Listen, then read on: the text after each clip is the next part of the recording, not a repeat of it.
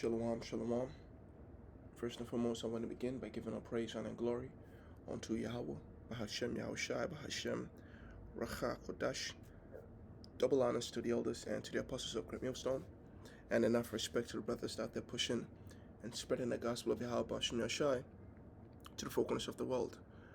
Now, through the spirit and power of Yahweh, Bahashem Yahushai, I had a brother post this article in the chat, and it was interesting to me because, this conflict and the closing of the Strait of Hormuz could affect society in ways that people, generally don't think about. So I'm just going to go through the article. It's really short, read on it, and then go through some information. Most of my information are going to come through the Energy Information Administration, and then try my best to explain or show how important or how reliable oil is to modern America. Okay, so it says conflict between Israel and Iran would most certainly close the Strait of Hormuz. The United States has begun the evacuation of some personnel from the region, including dependents in Bahrain and some staff at its embassy in Baghdad.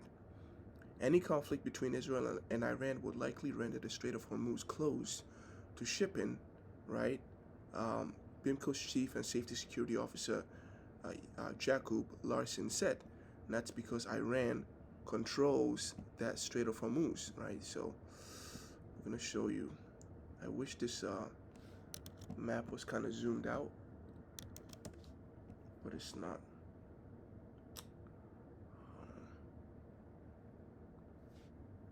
Yep, so you see Iran right there. Matter of fact, yep, this is the perfect video.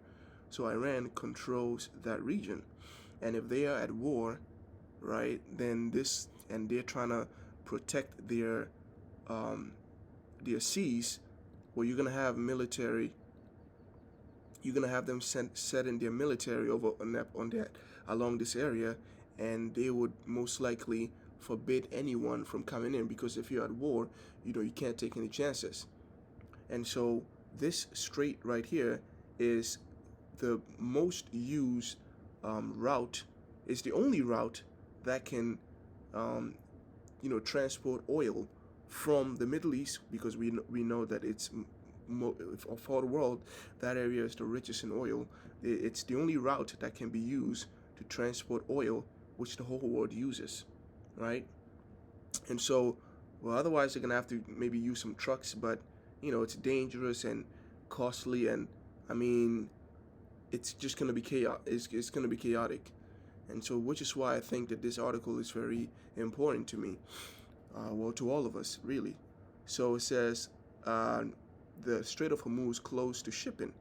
Tensions are rising in the regions as negotiations between Iran and the United States continue over the former's nuclear program.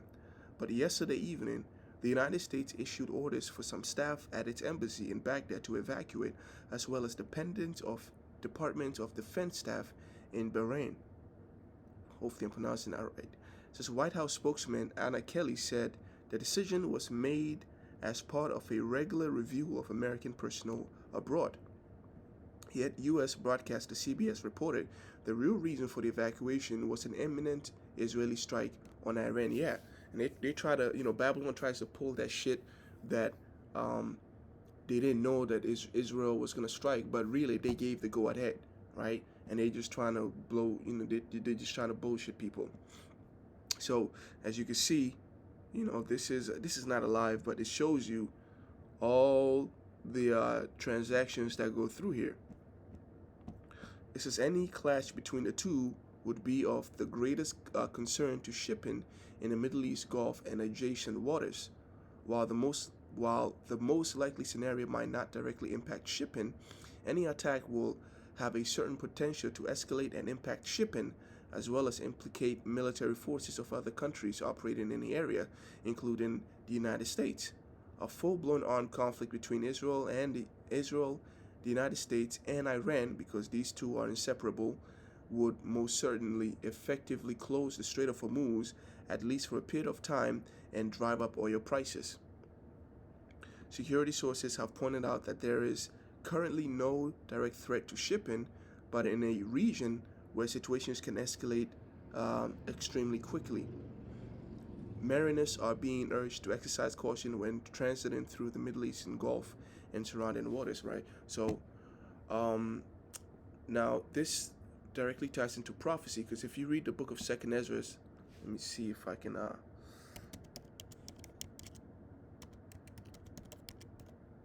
15th chapter, it talks about how society is going to come to a halt and there's going to be anarchy because of what?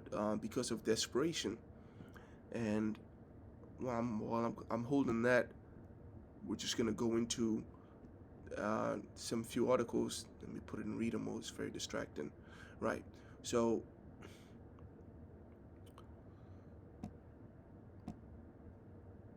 I'm going to be pulling my information from the United States Energy Information Administration, which collects, analyzes, and disseminates independent and impartial energy information to promote sound policymaking, efficient market, and public understanding of energy and its interaction with the economy and the environment. So this is an overview of the energy that's used in Babylon, right? Or how energy is, this graph is pretty much how energy is used. 27% of all energy is used in transportation, and the rest is used for anything other than transportation. But just going to jump right to the point. It says there are 4 major categories of transportation energy sources, and the reason I'm focusing on transportation is because transportation is what connects us to our basic needs. Farms, for example, your groceries ain't gonna have no money, ain't gonna have no food in there if there's no trucks being fueled to bring them to you, right? You ain't gonna have no money in the banks unless they shift everything to digital. For those that still use cash, you ain't gonna have your cash if these trucks out there can't bring money to the the banks. So it's a whole, it's gonna be chaotic, right? As you're gonna see, it says top energy sources used for transportation in the United States are petroleum products made from crude oil and from natural gas processing, including motor and aviation gasoline, distillate fuels, mostly diesel fuel, jet fuel, residual fuel oil, and propane, right? So you have petroleum products, like you said, the oil that we use mostly in that we use mostly in our cars, right? And biofuels, and that's pretty much the waste that society produce from our sewage, the garbage that we produce, manure. They put all that in they have a plant that processes all these things. So what they do is they take all these organic materials from the waste that society produces, and they put it in like a well, or like a tank full of a certain kind of bacteria that breaks down that breaks down organic material. And as they're breaking it down, they extract these biofuels from it, right? And natural gas is pretty much also, you have deep down in the earth, you have these deposits, like way deep in the earth, and I think they say it's from fossils, and these all, there's a chemical reaction going on down there that causes oil to be in other words, was it in the earth, right? It causes it to be produced in the earth, and it's kind of like sealed out by a rock, and you just got to break through and get them. So it's fairly limited, but and electricity, right? So it says motor gasoline is used in cars, motorcycles, light trucks, and boats. Aviation gasoline is used in many types of airplanes. So there's not going to be any travel, right? Business is going to grind to a halt. you're not gonna have the people moving to and fro anymore. Freedom is gonna be very freedom of movement is not gonna be a thing anymore. Distillate fuels are used mainly by trucks, buses, and trains, and in boats and ships. And I believe distillate fuels are pretty much just let me see right now.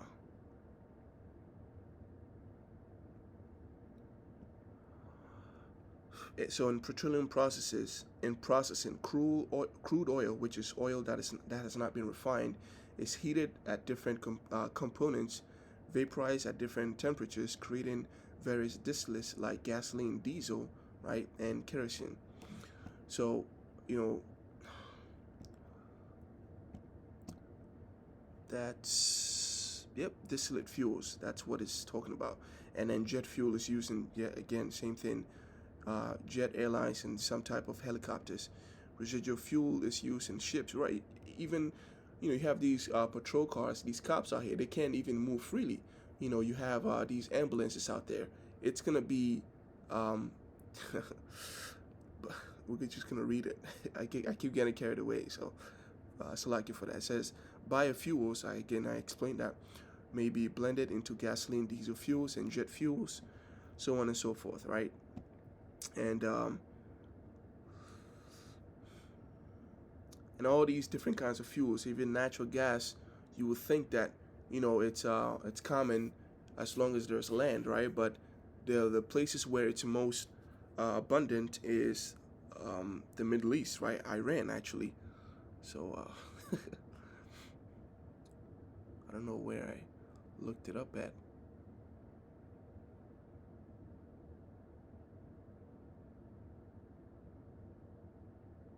All right.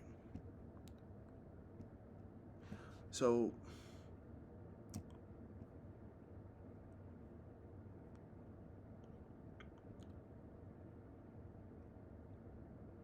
petroleum has historically been the most consumed energy source in terms of total annual U.S. energy consumption. We use petroleum products to propel vehicles, to heat buildings, and to produce electricity, right? Oil is used to produce electricity. In the industrial sector, the petrochemical industry uses petroleum as a raw material, a feedstock to produce products such as plastic, right? Polyurethane, solvents, and when it says solvents, it means like cleaning products, right? Your basic soaps, your anything that you use, even paint, right? All these solvents, basic things that we use all the time, and hundreds of other intermediate and high end, and high, and it's like an end user goods. So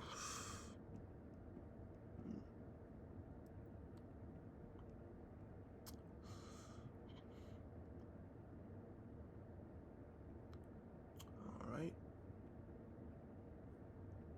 So it allows us to travel. It gives us our basic necessities. I think it's even used in oil is even used to in fertilization, actually. So it helps us move around. It produces our food, right? Because it's these farmers out there, they need their equipment to harvest, right, and even plant. So it feeds us. It keeps us alive, believe it or not, in when it comes to medicine, right? Because there's much of medical equipment used today, many of which are life-saving devices. So they're devices in oil. So let's say your basic syringe, there's these things that protect capsules, that capsulates your pills. You have these bottles, band-aids, your mask, these things that they use in surgeries and all these things. Artificial limbs, respirators, MRI scanners, uh, pen, okay, papers, your clipboard. You see, helicopters, ambulance. People don't understand how much they rely on oil. When people think about oil, they just think about the cars, the liquid in your cars, but it goes so much. It's so far beyond that, right? All you got to do is type in, I think, chemicals, petroleum chemistry, and then you just find out all the things that oil is used for. Okay, so it says not only are heart valves and artificial limbs made from petroleum, but also much of cleaning and safety products medical and safety products, medical personal use. Aspirins and other pharmaceuticals also contain petroleum. Some of the pills you take into your body also contains petroleum. All right, and yeah, petroleum. Yeah, I wanted to get more explanation on how petroleum is used, but it produces plastic. When it's in the process of it, sometimes they can extract plastic from it, and they use it in all these things. All right, so let me see, what else do I have here? Yep, so that's pretty much the overview, right? And I just wanted us to have an overview of the things that oil is used for. I have some videos here, but I don't know if I could play it, otherwise it'll take my video down. But pretty much from the garments that you wear, the clothes you wear, and everything, it's yeah, it was very shocking to me. But all you got to do is type in petrochemical industry, and it'll show you all the things the oil is used for. All right, so let's get into the book of Second Ezra,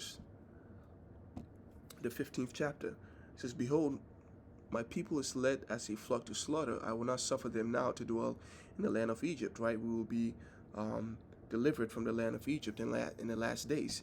"But I will bring them with a mighty hand and with a stretched out arm, and smite Egypt with plagues as before, and I will destroy the land thereof." You can read about that in the book of Isaiah, the 19th chapter. I recently did a video on that.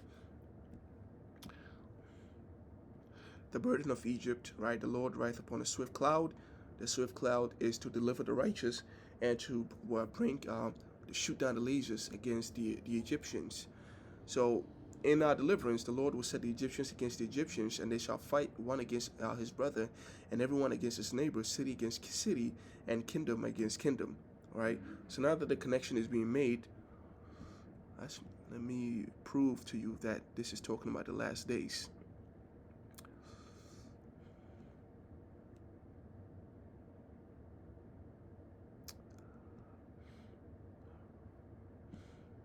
Let me see. Right. So it shall be for a sign and for witness. So in that day, in Egypt, right, we will cry. They shall cry unto the Lord because of oppressors, and he shall send them a savior and a great one, and he shall deliver them. This being Yahushai. So Egypt, we being delivered from Egypt in the last days, is us being delivered from America. Okay. And so when it talks about Egypt, it's not talking about some ancient times. It's prophetic. All right. So it says, "Woe to the world." Obviously, let me see.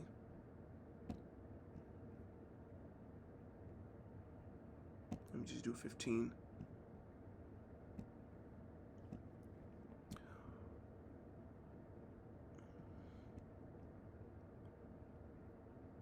Right? Plagues upon the world because of wickedness. For wickedness hath exceedingly polluted the whole earth, and their hurtful works are fulfilled. I will hold my tongue no more as touching their wickedness, which they profanely commit. And so, yep, that's when, in the midst of our deliverance, he's going to deliver us out of the land of Egypt, the righteous Jakes. There it is. "Woe to the world and them that dwell therein, for the sword and their destruction draweth nigh. And one people shall stand up and fight against another, and swords in their hands. For there shall be sedition amongst men, and invading one another. They shall not regard their kings nor princes, and the course of their action shall stand in their power. A man shall desire to go into a city, and shall not be able to." In any sense, right? I know that martial law you can apply this to martial law, but also if there's a lack of oil and you can't just freely roam around, well, that's a man desired to go into a city and shall not be able to go in, and shall not be able. Okay, the lack of oil thereof will grind society to a halt. "For behold, for because of their pride, the city shall be troubled, the houses shall be destroyed, and men shall be afraid. And man shall have no pity upon his neighbor." Why? Because what? If matter of fact, I have an AI overview here. Let's see.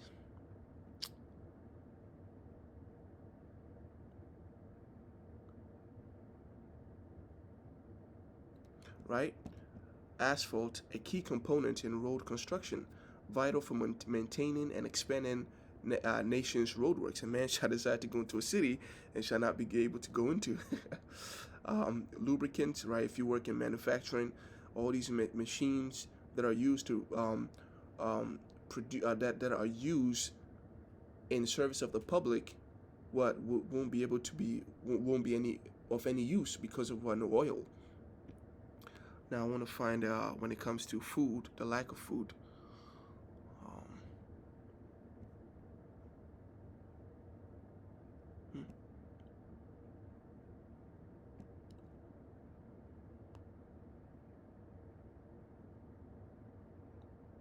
Well, technically, finished product is also food, right? So, you know, finished product is pretty much any product that has been improved upon from its base state, right? So if you have you have sugar cane, and you process that into sugar, and sugar is used in your basic sweets and whatnot. You can have like cocoa, and you turn that into chocolate. These all these finished products. I think actually I may be thinking of value added product. I don't know if there's a difference between it, but let me see. All right, so so machinery, right? And modern times, because of population, you definitely need machinery to feed the public. And so it says, "A man shall have no pity, right, because of the lack of bread, and for great tribulation. Behold, saith the Lord, I will call together all the kings of the earth to reverence me." Wait, let me go to the main point, right? And that's spiritual too, because it even talks about the Carmanians, right, raging in wrath, and which the Carmanians are the Persians, so the Iranians. And if you have, the Amaleks, as a matter of fact, it's a topic for another video. Shooting missiles over there and killing their generals, where do you go? They're gonna go raging forth as wild boars, right? And with great power shall they come. They're gonna make a comeback and join them with battle, and shall waste a portion of the land of the Assyrians. So and the Assyrians, Babylons, right? So they're gonna they're gonna add on to the destruction of Babylon. They're gonna be part of the nations that come to destroy America, and which basically they are fighting against America. They're just not fighting against America directly. All right, so um,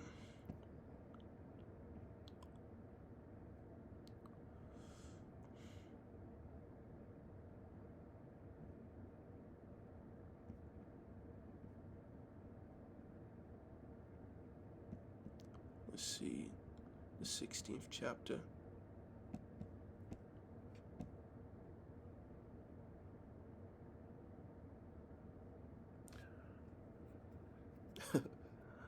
Thy children shall die of hunger, and thou shalt fall through the sword.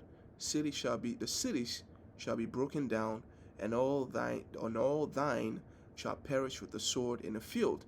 They that be in the mountains shall die of hunger and eat their own flesh. These doomsday preppers in the mountains, literally, right?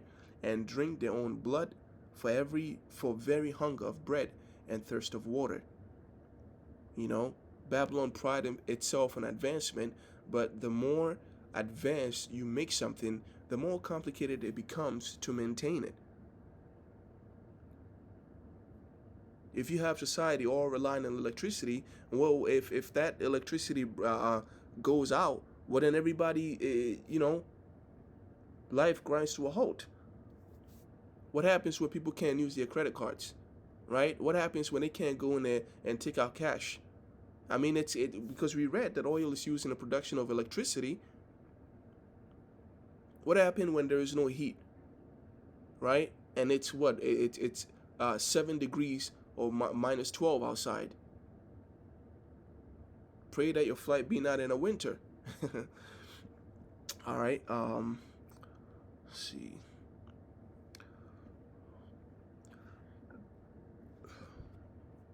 Let's see what in 16th chapter.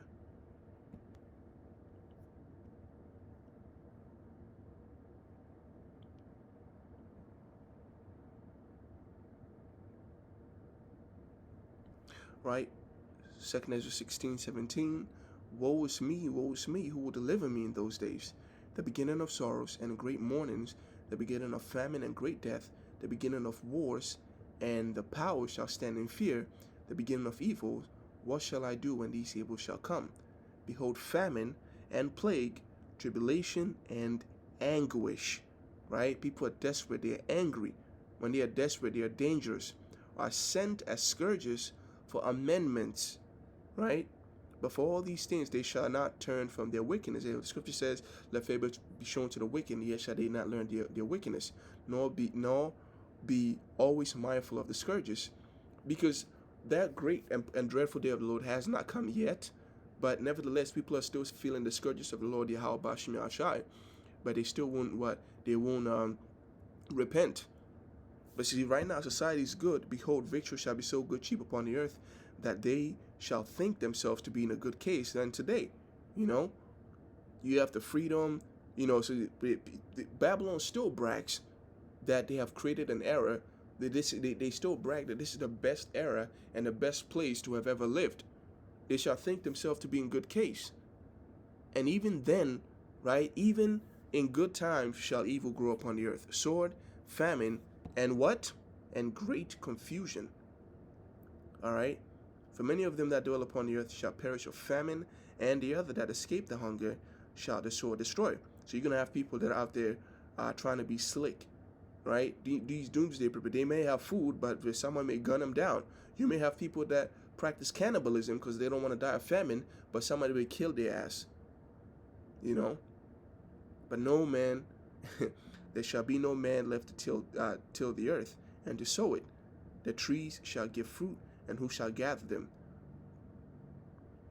All right, so that was on that. We're just doing our job as a watchman. Let me, for the house of Israel.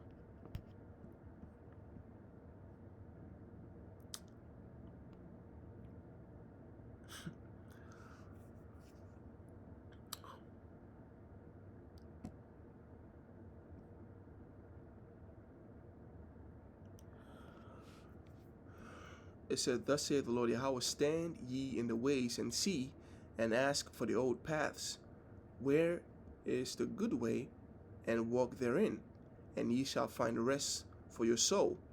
Right? And that's pretty much that opportunity that through us is coming to the people.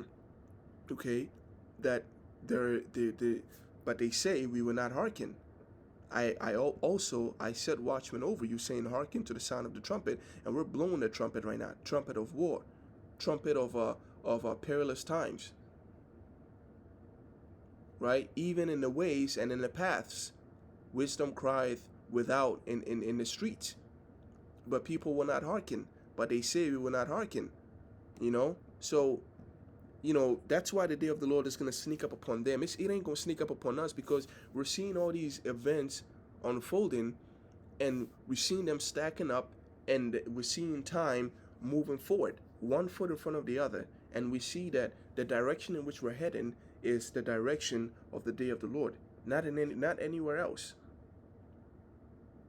So it behooves us to be diligent and to do our research and stay informed and make these kinds of connections, right? Whatever little information you have, make use of it. Make these connections. That's how diligent Yahweh Bashim Yahshua wants us to be. Okay?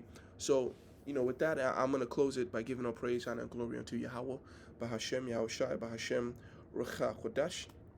And Shalom, Yahweh Bashim Yahshua, Brakatham to your Akims and Akwaf still listening in truth and in sincerity. May the blessing of blessing be upon the house. Until next time, Shalom.